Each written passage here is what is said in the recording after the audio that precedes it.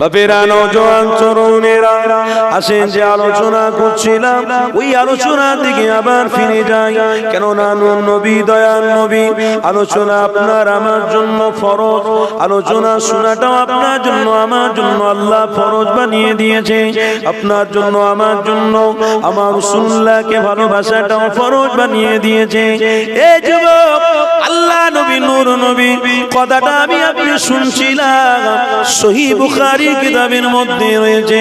আল্লাহ নবী, নূর নবী, দয়াল নবী যখন দুনিয়া জমিনে তাশরীফ আনলেন, বাল্য বাচ্চা শিশু আমার নবী যখন তাশরীফ এনেছেন, মক্কার রেওয়াজে রয়েছে সমস্ত বাচ্চাদেরকে সবাই নিয়ে চলে যেত, অন্য অন্য জায়গায় নিয়ে গিয়ে বাচ্চাদের দুধ পান করিয়ে আবার ফিরিয়ে দিয়ে যেত। এই যুবকেরা, এটা মক্কার জমিনের প্রথা ছিল। এমন করে আমার রাসূলুল্লাহ অনেক গরীব অবস্থায় ছিলেন। কেননা আম্মা আমিনা স্বামী আব্দুল্লাহ পৃথিবীর জমিনে তিনি বেঁচে নাই। এই যুবক শুনে রেখেরা, এমন সময়তে হালিমা আল্লাহ নবী, নূর নবীকে নেওয়ার জন্য যখন আমিনার কুঠুরিতে ঢুকে পড়লেন, হযরত হালিমা আমার রাসূলুল্লাহ চেহারা মোবারক যখন দেখেছে, তার কলিজাটা ঠান্ডা হয়ে গেছে।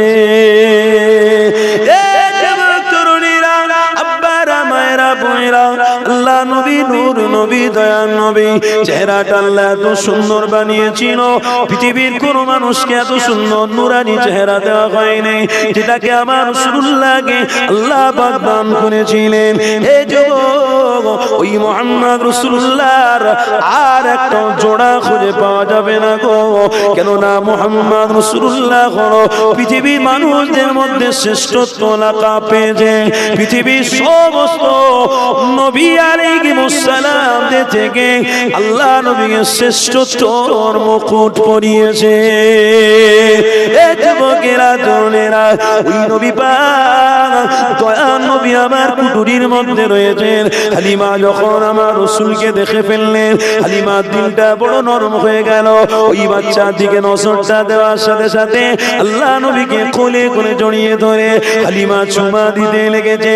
নিজের স্বামীকে বলতে লেগেছে, এই বাচ্চাটাকে নিয়ে আমরা বাড়িতে যাব, আর কোনো বাচ্চাকে নেব না, কেন এটাই আমাদের কাছে বড় পছন্দ হয়ে গেছে। আল্লাহ নবী, নূর নবীকে আল্লাহ যে হালিমা আমার রাসূলুল্লাহকে কোলে করে নিয়ে তিনার স্বামীকে নিয়ে আস্তে আস্তে করে যে উটের উপরে সওয়ার হয়েছিল, ওই উটটার উপরে যখন নূর নবী, দয়াল নবীকে বসানো হয়েছে, যে উটটা হয়ে আল্লাহ পাকের দয়া শেষ কুদরতে আমার নবী পাকের চেহারা দেখা বসাতে ওই উটটাকে আল্লাহ সবল বানিয়ে দিয়েছে। এই যুবকেরা, ওই উটও চিনতে পেরে গেছে ইনি অন্য কেউ নয়, ইনি হলেন মুহাম্মদুর রাসূলুল্লাহ। ইনাকে আল্লাহ পৃথিবী জমিনে শ্রেষ্ঠত্বের মুকুট পরিয়েছে। এই যুবক, পশু আমার রাসূলুল্লাহকে চিনেছিল। সহিহ বুখারী কিতাবে রয়েছে। এখানে একটা কথা আপনাদেরকে জানিয়ে দিই, আল্লাহ নবী যখন রাস্তা দিয়ে হেঁটে হেঁটে যাচ্ছিলেন, একটা উট আল্লাহ নবী, নূর নবীকে দেখে ওই উটটা সিজদা দিতে লেগেছে। আমার নবী যখন কাছে গেল, উটটা তখন মাথা থেকে তুললো, সিজদা থেকে মাথাটা তুলে আমার রাসূলুল্লাহকে দেখে চোখ দিয়ে পানি বের করতে লেগেছে।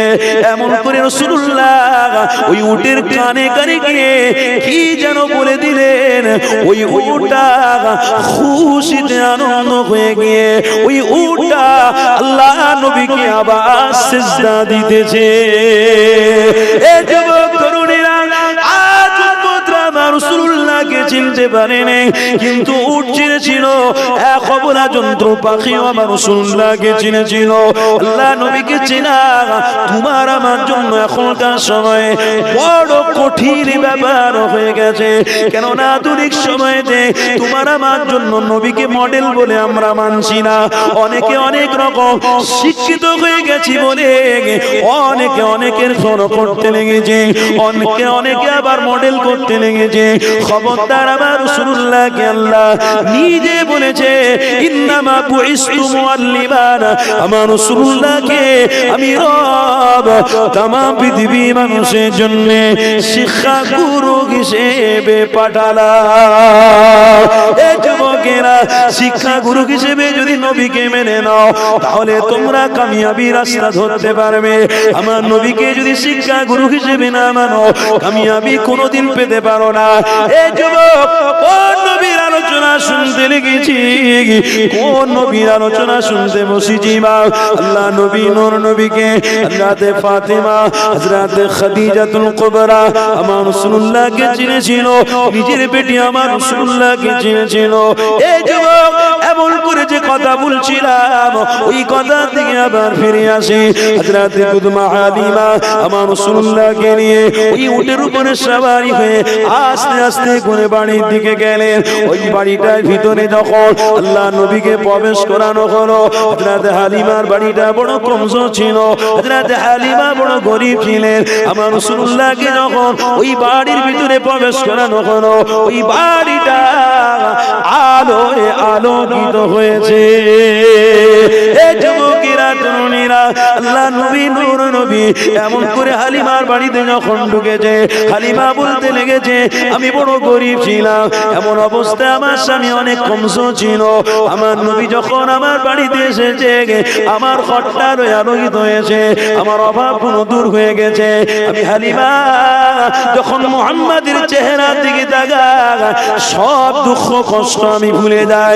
আমি হালিমা যখন মুহাম্মাদের চেহারা দিয়ে দর্শন করি, আমার সমস্ত রোগগুলো যেন ভালো হয়ে যায়। এই যুবক, কোন পাক নবী, কোন পবিত্র নবীকে হালিমা সুযোগ পেয়েছে গো। আল্লাহ নবী নূর নবী দয়ার নবীকে হালিমা দুধ পান করাতেন। রিওয়ায়াতের মধ্যে রয়েছে আল্লাহ নবীকে তিনজন দুধ পান করিয়েছিল। এক হলো আম্মা আমিনা, দ্বিতীয় হলো কুদমা হালিমা, তৃতীয় হলো সুয়াইবা। এই তিনজন মিলে আমার রাসূলুল্লাহকে দুধ পান করিয়েছিল। তৃতীয়বারেতে আম্মা হালিমা আমার রাসূলুল্লাহকে দুধ পান করাতেন। আমার আল্লাহ এত রিজিক দিয়েছিল, হযরত হালিমার দুধকে আল্লাহ ভরে দিয়েছিল।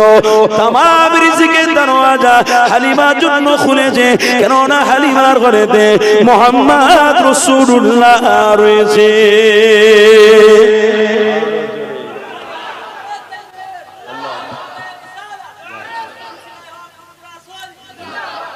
এই যুবক, মোহাম্মদ রসুল তো দুধমা হালিমার ঘরে এসেছে, হালিমার ঘরে তো জোয়ার উঠেছে, জোয়ার।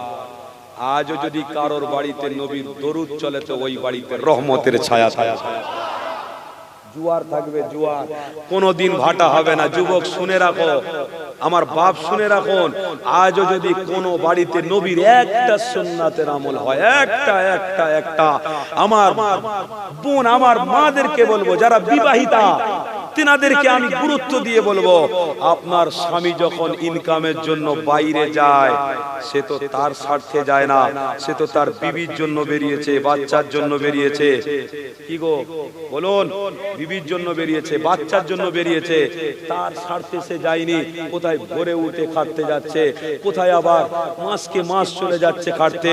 আরে বিবি, তোমার ঘরেতে একটা সুন্নাত জিন্দা করতে হবে। কি নবী বলেছে, যে স্বামীকে ভালোবাসে, স্বামী যখন দূর সফর থেকে বাড়িতে ফিরছে, সে ডেলি আসুক বা এক মাস পরে আসুক বা এক সপ্তাহ পরে আসুক, যখন বাড়িতে প্রবেশ করবে, আমার মা তুমি তোমার স্বামীর জন্য এক গ্লাস পানি নিয়ে দাঁড়িয়ে থাকো, এতে রাসূলের সুন্নাত জিন্দা হয়ে যাবে।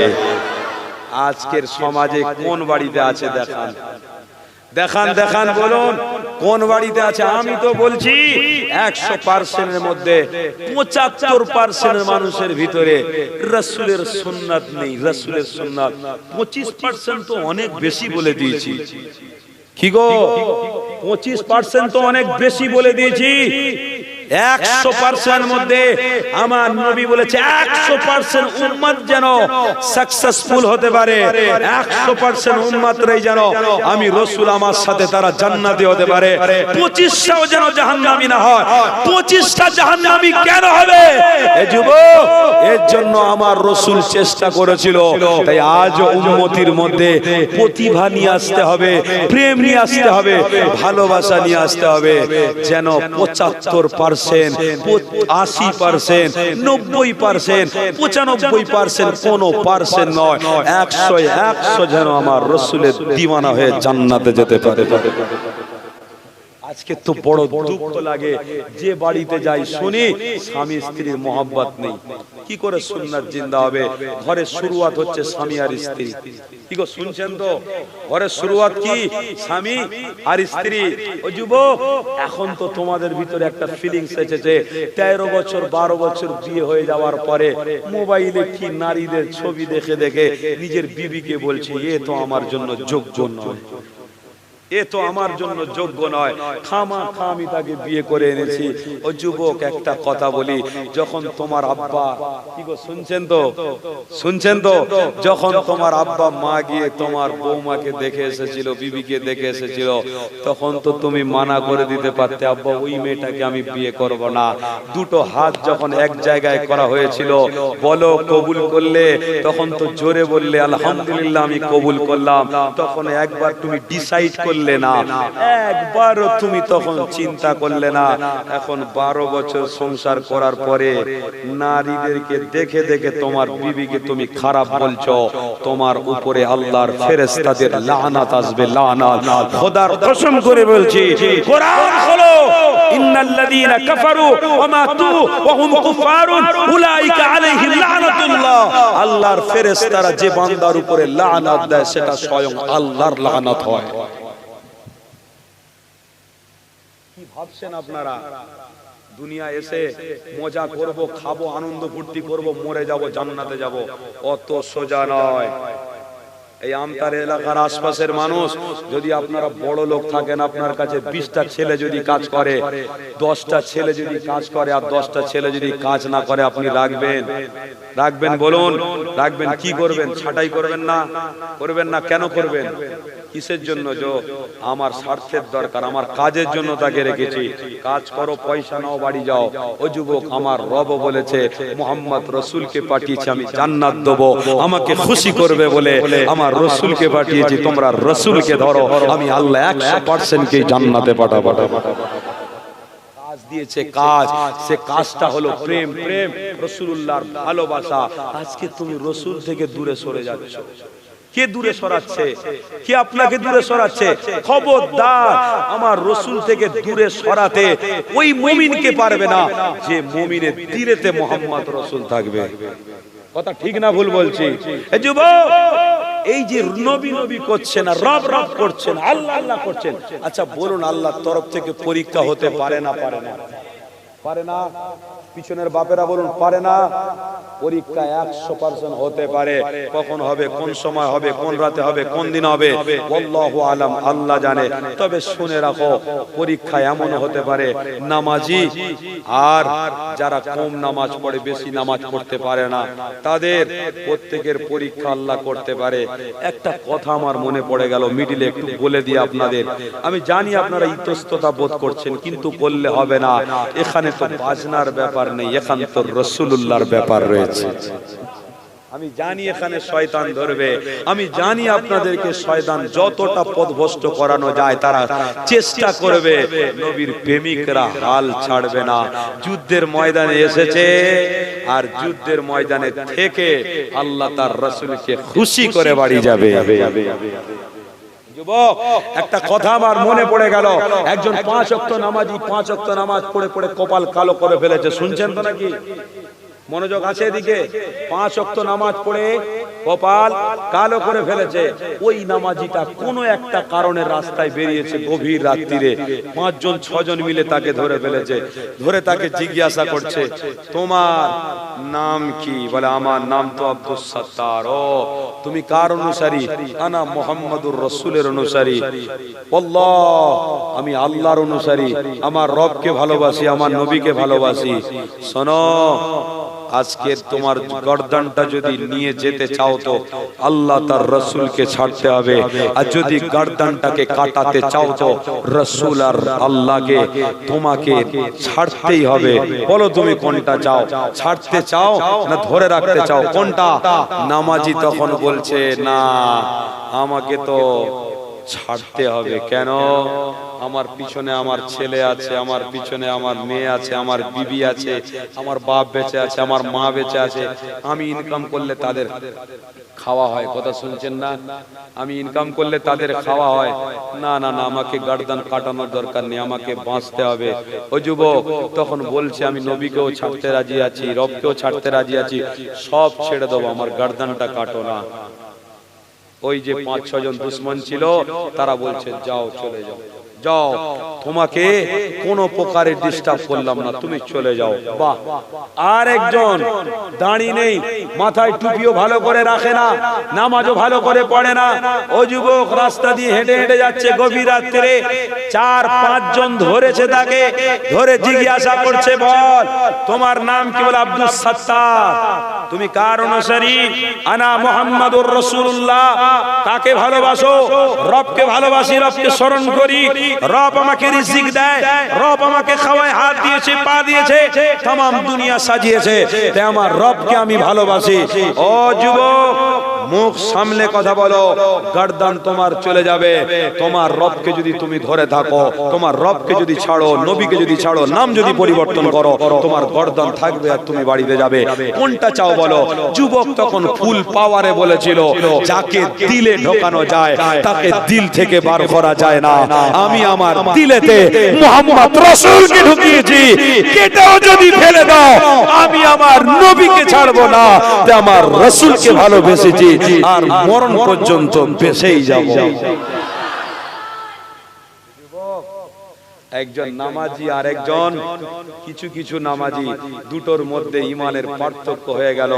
আমি মনে করছি নামাজ তো পড়েছে দুনিয়ার কোন স্বার্থের জন্য, আর এ ভালো বেসেছে তো বেসেছে মুহাম্মদ রাসূলকে দুনিয়ার কোন স্বার্থের জন্য নয়, ইমানকে মজবুত করার জন্য। শুনছেন তো? ইমান হলো সব থেকে মূল্যবান জিনিস। ইমানটাকে মজবুত করতে গেলে মুহাম্মদ রাসূলকে ভালোবাসতে হবে। বাপেরা, নওজোয়ান তরুণেরা, ও নবী পাকের প্রেমিকেরা, আসো আমার নবীর আলোচনা করছিলাম। আল্লাহ নবী, নূর নবী, দয়ার নবী আম্মা হালিমা ঘরে যখন চলে গেলেন, আম্মা হালিমা তখন আমার রাসূলুল্লাহকে অনেক ভালোবাসতে লাগলেন। এই যুবকেরা, তরুণেরা, এই কথাটা বলতে বলতে আমি অন্য অন্য কথায় ফিরে যাচ্ছিলাম। আসো যুবক, আল্লাহ নবী, নূর নবী, এত সুন্দর চেহারা আম্মা হালিমা বারে বারে দেখতে লেগেছে। আম্মা হালিমা দিলটা ভরে যেতে লেগেছে। আম্মা হালিমা বলতে লেগেছে আমি মুহাম্মদকে যখন কোলে কিনি, আমি আমার দিলটা বড় করে যায়। আমি মুহাম্মদকে যখন কোলে করে নি, আমার জানটা ঠান্ডা হয়ে যায়। এই যুবক, ইনি অন্য কেউ নয়, ইনি হলেন দিলের ধড়কন, ইনি হলেন রোগ মুক্ত নবী, ইনি হলেন সকলের জন্য নাজাতের নবী, ইনি হলেন তোমার আমার জন্য রহমতের পয়গম্বর নবী।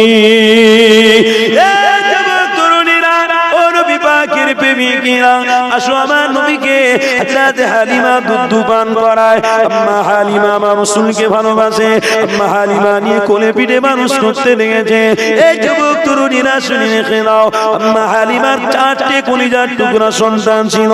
একটা ছেলে ছিল, ছেলেটার নাম ছিল আব্দুল্লাহ। দ্বিতীয় মেয়ে ছিল, মেয়েটার নাম হলো সাইবা।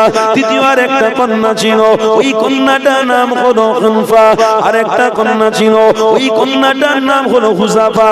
এই যুবকেরা, তরুণীরা, এই 3 কন্যা একটা সন্তান হযরত দুদমা হালিমা ছিল।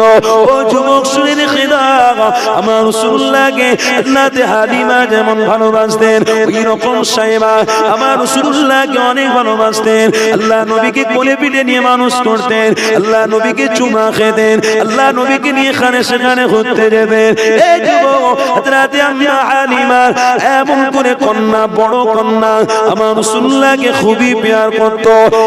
এক তারিখের খবর জানিয়ে দিয়ে ওই সাইমা আমার নবী পাককে কোলে করে নিয়ে কোথায় যেন ঘুরতে বেরিয়ে গেছে। কিতাবের মধ্যে রয়েছে আম্মা হালিমা রাসূলকে দেখতে পায় না, মনটা বড় খারাপ হয়ে গেল। মুহাম্মদ রাসূলকে খুঁজতে লেগেছে, এদিকে দেখে নবী নাই, ওদিকে দেখে নবী নাই, সামনে দেখে পিছনে দেখে, ঘুরে ঘুরে ঘুরে ঘুরে দেখে কোন জায়গায় নবীকে পাওয়া যাচ্ছে না। আম্মা হালিমা মন করে আল্লাহ নবীর পিছনে বিচলিত হয়ে গেলেন। তিনার মনটা বড় খারাপ হয়ে গেল, মনটা বড় এমন করে দুর্বল হয়ে গেল। এই যুবক হাদিসের মধ্যে রয়েছে সাইমা হঠাৎ করে আমার নবী পাককে কোলে করে নিয়ে আস্তে আস্তে করে যখন বাড়ির দিকে রওনা দিচ্ছিল, হঠাৎ করে আম্মা হালিমা তিনার নজরটা পড়ে গেল। ছুটে গিয়ে সাইমার কাছ থেকে নূর নবীর দয়া নবীকে কোলে করে জড়িয়ে ধরলেন। হযরত হালিমা আমার নবী পাককে চুমা দিতে লেগেছে, হযরত হালিমা আমার রাসূলুল্লাহকে আদর করতে লেগেছে, আর নিজের কন্যাকে আওয়াজ দিয়ে বলছে আর কোনদিনের জন্য এই মুহাম্মদকে তুমি কোলে নেবে না, কেননা তুমি আমার বাচ্চাকে এখানে সেখানে কোনদিন নিয়ে যেও না। এ সাইমা, মুহাম্মদকে নিয়ে তুমি কোথায় গিয়েছিলে? আমি হালিমা অনেকক্ষণ ধরে খুঁজে পাচ্ছিলাম না। সাইমা তখন আওয়াজ দিয়ে বলছিল, আমি মাঠে বাচ্চারা খেলা করছিল, আমি মুহাম্মদকে নিয়ে কোলে করে ওখানে খেলা দেখার জন্য গিয়েছিলাম। কেন তুমি নিয়ে গেলে? এই রৌদ্রের সময়ে কলিজার টুকরা বাচ্চাটা রোদ লাগবে, কষ্ট হবে, দুঃখ হবে, ব্যথা হবে, কেন তুমি নবীকে নিয়ে গেলে? কেন তুমি মুহাম্মদকে নিয়ে গেলে? এই যুবকেরা সাইমা তখন বলেছিল, আমি ইচ্ছা করলাম খেলা দেখা, তাই মুহাম্মদকে নিয়ে গেলাম। এই যুবক হযরত হালিমা তখন সাইমাকে অনেক বকুনি দিতে লেগেছে, অনেক তাম্বি করতে লেগেছে, খবরদার আর কোনদিনের জন্য তুমি কোলে নেবে না, খবরদার তাকে আর কোনদিন বাইরে নিয়ে যাবে না, কেননা মুহাম্মদ হলো আমার কাছে সবথেকে বড় প্রিয় সন্তান। মুহাম্মদকে আমি ভালোবাসি, মুহাম্মদকে আমি বড় ভালোবাসি, প্রেম করি। এই যুবকেরা, তরুণীরা ওই সময় দেখে সাইমা আওয়াজ দিয়ে হালিমা আম্মা জানকে বলতে লেগেছে, আম্মা জান আপনি শুনে রেখে দেন, আপনি যে রৌদ্রের জন্য আপনার কষ্ট হচ্ছে, মুহাম্মাদের রোদ লেগেছে তাই আপনার দুঃখ হচ্ছে, কষ্ট হচ্ছে, আম্মা আপনি শুনে রেখে দেন, আমি যখন শিশুকে নিয়ে, বাচ্চাকে নিয়ে ময়দানে খেলা দেখতে গিয়েছিলাম, এই যুবক ওই সময় সাইমা বলতে লেগেছে, আমি যেখানে যেখানে মুহাম্মদকে নিয়ে গেছি ওখানে ওখানে এক টুকরো মেঘ এসে মুহাম্মাদের মাথার উপরে ছায়া করেছে। আরো জোরে, ইনি হলেন মুহাম্মাদুর, যে রৌদ্রতে বেরোলে আল্লাহ তার মাথার উপরে মেঘকে দিয়ে ছায়া করে দেয়। যুবক আমার, বাপ আমার, ভাইরা, যে রসুল বাইরে বেরোলে আল্লাহর মখলুক পাখিকে বলে দেয় যাও তোমার নবীকে সালাম দাও। ইনি হলেন সেই নবী, যে নবীর জন্য আজও মদিনা রওজাতুল মুআল্লার পাশে রিয়াজুল জান্নাত, পৃথিবীর জমিনে আল্লাহ প্রকৃত জান্নাতের একটা সুগন্ধি রেখেছে, জান্নাত রেখেছে, সেটা হলো রওজার পাশে মেম্বারের মিডিলে যেটাকে বলা হয় রিয়াজুল জান্নাত। ওটা আমার রাসূলুল্লাহর সাদকা, রাসূলুল্লাহর পরিচয়, বলুন সুবহানাল্লাহ। ইনি হলেন সেই নবী। যুবক, ওই নবীকে ভালোবাসতেই হবে। ও নবীকে ছাড়লে আমার জীবন সার্থক হবে না, আমার জীবনের কোনো কাজ উন্নত বা সাকসেসফুল হবে না। উম্মত রাসূলকে ধরলে কামিয়াবি শিরোনামে পৌঁছাবে। শুনছেন তো? জীবন যায় যাবে, রাসূলকে ছাড়বো? বলুন ছাড়বো? খিদাতে থাকলেও রাসূলুল্লাহ, আর ভালো খাবার মন্দ যদি পেয়েও থাকি রাসূলুল্লাহ। কথা বুঝছেন তো নাকি?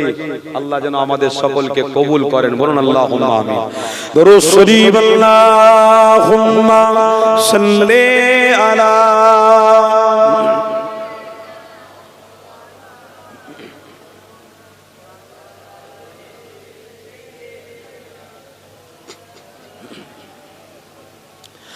দেখা দাও রাসূলুল্লাহ তুমি দেখা দাও রাসূলুল্লাহ তুমি কাঁদে আশিক তোমার আছো শুয়ে মদিনায় তুমি ডেকে নাও রওজা তোমার ডেকে নাও রওজা তোমার রাসূলুল্লাহ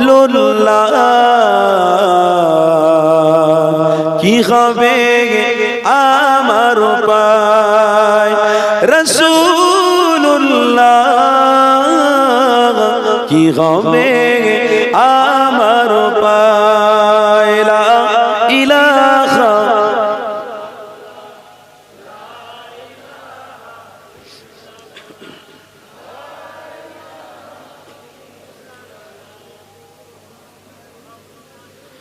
ওই মদিনার পথে ধুলি মাখতাম আমি পেলে সুরমা বলি ওই মদিনার পথে ধুলি মাখতাম আমি পেলে সুরমা বলি ফিরে পেত এই নয়নে নূরেরই আধার ডেকে নাও রওজা তোমার ডেকে নাও রওজা তোমার রাসূলুল্লাহ কি হবে আমার পায় রাসূলুল্লাহ কি হবে আমার পায় আল্লাহুম্মা সাল্লি আলা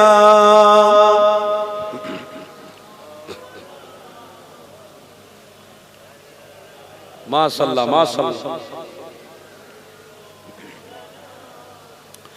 মরণের চিঠি যখন আসবে আমার কালিমার তালকিন দিও বারে বার মরণের চিঠি যখন আসবে আমার কালিমার তালকিন দিও বারে বার প্রাণ জুড়ে দেখব চেহারা তোমার ডেকে নাও রওজা তোমার জোরে হবে না নারে তাকবীর ডেকে নাও রওজা তোমার ডেকে নাও রওজা তোমার রাসূলুল্লাহ কি হবে আমার পায় রাসূলুল্লাহ কি হবে আমার পায় আল্লাহুম্মা সাল্লি আলা জোরে জোরে মাশাআল্লাহ একটু বড় ভক্তি বলে ওয়া আলা আলি সাইয়্যিদিনা তোমার দেশে যায় কত আশিকান এ অধম পড়ে আসি বাংলা ওয়াতান তোমার দেশে যায় কত আশিকান এ অধম পড়ে আছি বাংলা ওয়াতান যেতে পারলাম না আমি দেশেতে তোমার ডেকে নাও রওজা তোমার ডেকে নাও রওজা তোমার রাসূলুল্লাহ কি হবে উপায় আমার রাসূলুল্লাহ কি হবে আমার উপায় দেখা দাও রাসূলুল্লাহ তুমি কাঁদে আশিক তোমার আছো শুয়ে মদিনায় তুমি ডেকে নাও রওজা তোমার ডেকে নাও রওজা তোমার লা ইলাহা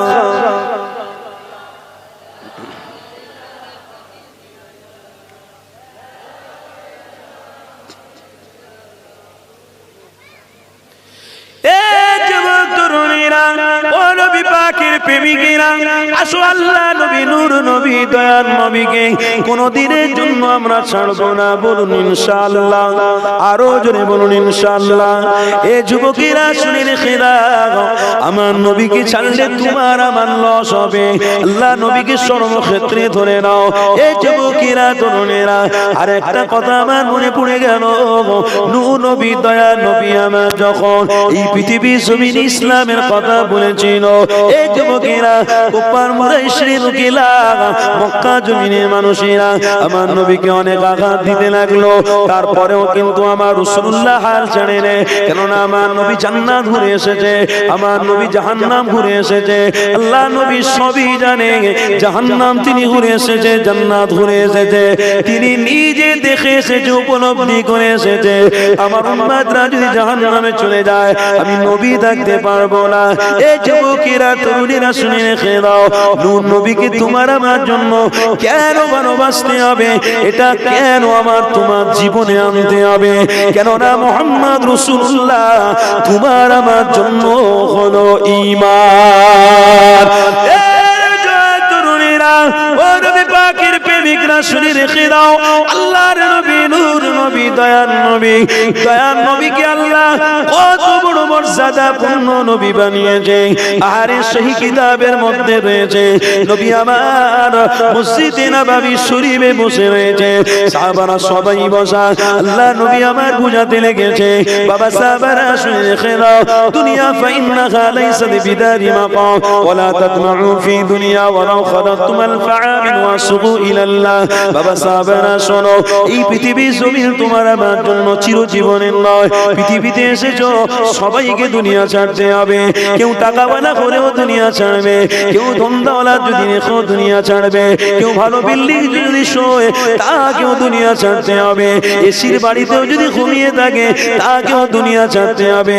কেননা নবী আমার জানিয়েছে, এই পৃথিবী জমিনে যারাই এসেছে তাদেরকে দুনিয়া ছাড়তে হবে, এতে কোনো সন্দেহ নাই। কেননা নবী আমার আল্লাহ পাকের কোরআনের মধ্যে জানিয়েছে, নবী আমার সাহাবাদের শোনাতে লেগেছে। এই যুবক সূরা মুলকের মধ্যে দেখে গেল, তাবারাকাল্লাযী বিয়াদিহিল মুলক ওয়া হুয়া আলা কুল্লি শাইইন কাদির। আমার নবীকে আল্লাহ পাক কি বড় মর্যাদা দিয়েছে শোনো। নবী আমার সাহাবাদের শোনাতে লেগেছে, বাবা সাহাবারা তোমরা আগে অন্য ছিলে, এখন নবীকে ধরেছো, এখন তোমাদের দরওয়াজা আরো বুলন্দি হয়ে গেছে, আরো মাকাম আল্লাহ পাক আরো বেড়িয়ে দিয়েছে। এই যুবকেরা তরুণেরা, তাই ইমানদারদের কাছে বেঈমানদের কোনো মূল্য চলে না। ইমানদারদের পার্সেন্টটা হলো আলাদা, বেঈমানদের পার্সেন্টটা হলো আলাদা। ইমানদারদের পার্সেন্ট কেন মূল্যবান, কেন আল্লাহ পাক দুনিয়া জমিনে ইমানদারদের সাথে সৎ ব্যবহার করবে, আর বেঈমানদের সাথে আল্লাহ জাহান্নাম দেবে বলে ওয়াদা করেছে। এই ইমানদাররা হলো মুহাম্মদ রাসূলুল্লাহর আশিক, বেঈমানরা হলো শয়তানের আশিক। এই যুবকেরা তরুণেরা, এই শয়তানকে অনুসরণ করা তোমার আমার জন্য বড় ক্ষতিকর। কেননা কোরআন বলছে, ইন্নাশ শাইতানা লিল ইনসানি আদুউম মুবিন। খবরদার তুমি শয়তানকে অনুসরণ করো না। শয়তান হলো তোমার নবী দুশমন, শয়তান হলো উম্মতের দুশমন। খবরদার নবীকে তোমরা যদি ভালোবাসো, শয়তানকে কোনোদিন অনুসরণ করো না। এই যুবক তরুণীরা শুনে রেখে দাও, তাই তো আমার নবী জানাতে লেগেছে, দুনিয়ার জমিনে যারা এসেছে তারা অবশ্যই মৃত্যুবরণ করবে। আল্লাযী খলাকাল মাউতা, অবশ্যই তাদের মৃত্যু হবে, ওয়াল হায়াতা, যারা হায়াতে রয়েছে তাদের অবশ্যই মৃত্যুবরণ হবে। যে হালাতে থাকুক না কেন, যে অবস্থায় তারা থাকুক না কেন, তাদেরকে আল্লাহর কাছে আবার ফিরে যেতে হবে। এই যুবক তরুণীরা শুনে রেখে নাও, আমি যে কথা বলতে গিয়ে অন্য কথায় চলে যাচ্ছি, বা আমার নবী বলতে লেগেছে, এই পৃথিবীর জমিন চিরজীবনের জন্য নয়। তোমরা যেমন চলে যাবে, অবশ্যই একদিন বিচারের দিন হবে। ওই বিচারের দিনে সবাইকে দাঁড়াতে হবে। বিচারের জায়গাটাও আমার নবী বলে দিয়েছে, বিচারের জায়গাটা হলো আরাফাত আরাফার ময়দান, ওই আরাফার ময়দানে আল্লাহ বিচার হবে, সবাইকে সেখানে যেতে হবে। মুমিনরা তোমরা বিশ্বাস করো বিচার একদিন হবে না? হবে না? কি গো বলুন? মরতে যখন হচ্ছে আবার উঠতে হবে, বিশ্বাস আছে না নাই? বিশ্বাস আছে তো? প্রত্যেকটা ইমানদারদের ভিতরে এই বিশ্বাস রাখলেই তারা মুহাম্মদ রাসূলুল্লাহর প্রেমিক। কথা শুনছেন? আল্লাহ নবী নূর নবী দয়া নবী আমার ওই রকম ভাবে সাহাবাদের ঘরে পূজাতে লেগেছে। বাবারা, এই দুনিয়া জমিন তোমায় আমায় ছাড়তে হবে। শুনে রেখে দাও, এমন অবস্থাতে আল্লাহ নবী দূর নবী দয়ার নবী জানাতে লেগেছে কিয়ামত যখন হবে তার পূর্বেতে সকলকে কবর থেকে উঠানো হবে। সবাই উঠে আল্লাহ পাকের ইশারা হুকুমে আরাফাতের ময়দানের দিকে সবাই ছুটতে থাকবে। এখানে আপনাদেরকে একটা প্রশ্ন করি, পৃথিবীর জমিনে থেকে চলে যাওয়ার পরে, কবরে শোয়ার পরে সর্বপ্রথমে কবর থেকে আল্লাহ কাকে তুলবে বলেন? এই দুনিয়ার জমিন ছাড়ার পরে সর্বপ্রথমে আল্লাহ কাকে তুলবে? কাকে তুলবে? আপনাকে, আমাকে, মুসা নবী, ইদ্রিস নবী, শীষ নবী, উজায়ের নবী, কোন নবীকে? মুহাম্মাদুর। আরে আওয়াজ দিয়ে বলো না একটু, মুহাম্মাদুর রাসূলকে আল্লাহ প্রথমে তুলবে। হায় হায় রে!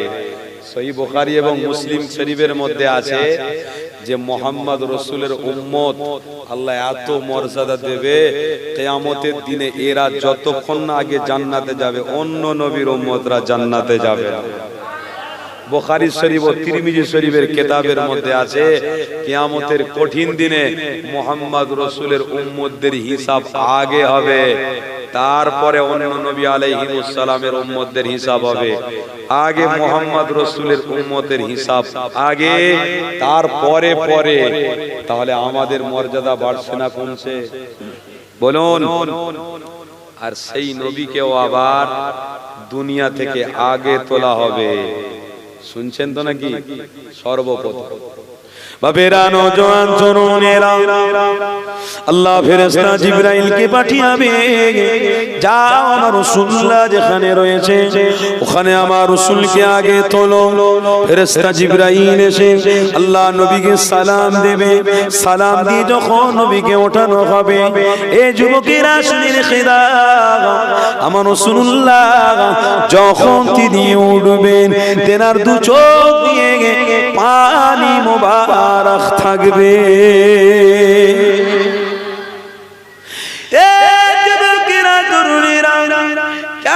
চোখেতে পানি আসে, বন্ধু যদি বন্ধুকে আঘাত করে বা বন্ধু যদি কোনো বিপদের মধ্যে পড়ে, তখন বন্ধুর অনেক উপকার করার জন্য চোখেতে পানি দিয়ে আসে।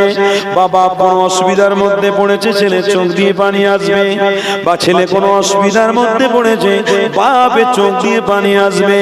এই যুবক, এটা তো সামান্য ক্ষণের জন্য। বা তোমার আব্বা দুনিয়া ছেড়ে চলে গেছে, ছেলে তুমি কিছুদিনের জন্য কাঁদবে, বা তোমার স্ত্রী চলে গেছে, বাচ্চা চলে গেছে, একদিন দুদিন, এক মাস, 2 মাস, 3 মাস তুমি হাইয়েস্ট কাঁদবে, এর বেশি কাঁদবে না। তার মানে দুনিয়া তোমার আমার স্মরণ করার মতো পরিস্থিতি হিসেবে কেউ তোমার আমার পাশে নাই।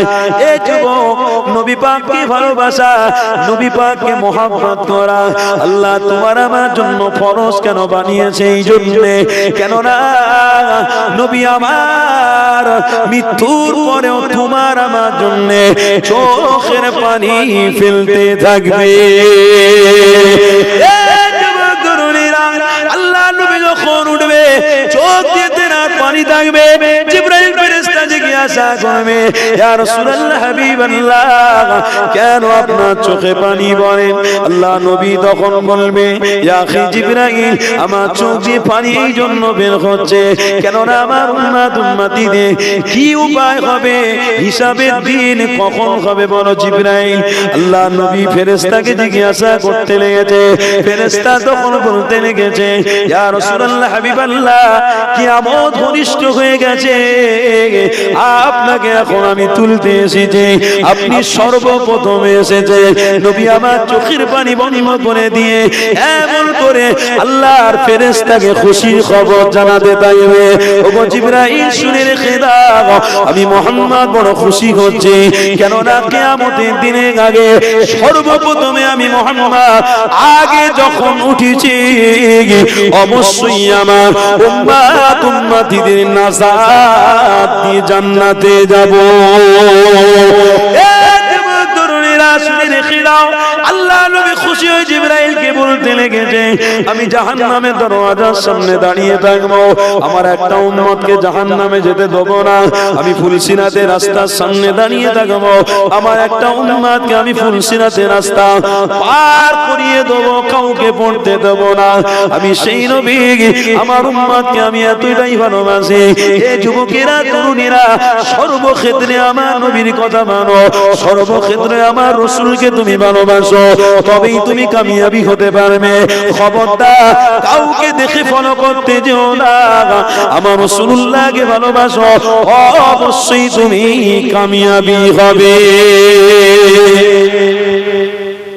যুবক আমার বাপ, আমার ভাই, বলুন আজ থেকে প্রতিজ্ঞাবদ্ধ করুন, ইনশাআল্লাহ আমার রাসূলকে ভালোবাসবো। বলুন বলুন, জীবনে যতদিন বেঁচে থাকবো আমার রাসূলকে আমি প্রেম করেই যাব, বলুন ইনশাআল্লাহ। সওদা করবে না তো কারোর সঙ্গে? সর্বপ্রথমে আমার রাসূল বলেছে, সওদা তো তারা করেছে যারা সর্বপ্রথমে হারামকে ঢুকিয়েছে। যুবক, নবী তো সাহাবাদের বলেছিল, সাহাবারা তোমরা তো হারাম থেকে বেঁচে মুহাম্মদ রাসূলের হাত ধরেছো, আমি তোমাদেরকে বলছি আল্লাহ যেমন জান্নাতি লাকাব দিয়েছে, আমার উম্মতের মধ্যেও যদি কেউ ভুল বুঝে ওই রকম ফিরে আসে, আমি নবী বলছি তাকে আল্লাহ জান্নাতি বানাবে।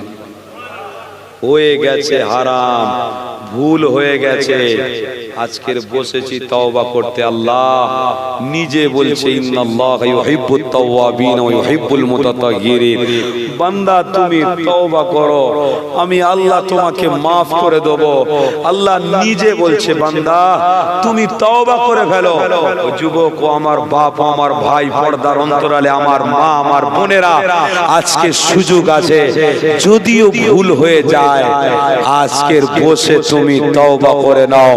আজ রাত্রিরে যদি তোমার মৃত্যু হয়ে যায় তুমি জান্নাতি হতে পারবে। কেন? আমার রাসূল বলেছে যারা তওবা করবে তারা নাজাত পাবে। হয়ে গেছে, বান্দা হিসেবে ভুল হয়ে গেছে, কি গো বুঝছেন তো নাকি? বান্দা হিসেবে ভুল হয়েছে, বান্দা হিসেবে ভুল বোঝাবুঝি হয়েছে, কিন্তু তাই বলে যে মৃত্যু পর্যন্ত ওই হারামের দিকে থাকবো, ওটা কি করা যাবে? করা যাবে? প্রতিজ্ঞাবদ্ধ হন আজ থেকে। কেন? নবী প্রত্যেকটা সাহাবাদেরকে এই মিশনের উপরে শিক্ষা দিয়েছিলেন। আমার সাহাবারা কোনো হারামকে প্রশ্রয় দেবে না, আশ্রয় দেবে না, তাহলে তারা রাসূলুল্লাহর সাথে জান্নাতে যাবে। আর আমার উম্মতরাও কোনো হারামকে আশ্রয় দেবে না, প্রশ্রয় দেবে না, তাহলে মুহাম্মদ রাসূলুল্লাহর সাথে তারা জান্নাতে যাবে। ও যুবক, একটা টাকার তো বিনিময়, এক টাকার বিনিময় আপনি 1 টাকা ইনকাম করছেন, এই একটা টাকা হালাল টাকা, মজবুত টাকা ইনকাম করে মিষ্টি দোকান থেকে মিষ্টি কিনে আপনার বিবি, আপনার বাচ্চা, আপনার পরিবারকে নিয়ে বসে খান। আমি বলছি খোদার কসম, আপনি এত মজা পাবেন, কোটি টাকার স্বপ্ন দেখে মজা পাবেন না। তাহলে 1 টাকার জন্য কেন 500 টাকাকে আমি এই রকম ফিরছি, কেন 500 টাকার পিছনে আমি ঘুরছি? না, খবরদার, আমার দ্বারা এটা হতে পারে না। আমি হালাল থাকবো, হালাল খাবো, এই দেহটাকে জাহান্নামের আগুন পোড়াতে পারবে না। তাকবীর দেন ভাইজান, এসে মনে হয়, হ্যাঁ তাকবীর দেন, নারে তাকবীর, নারে তাকবীর।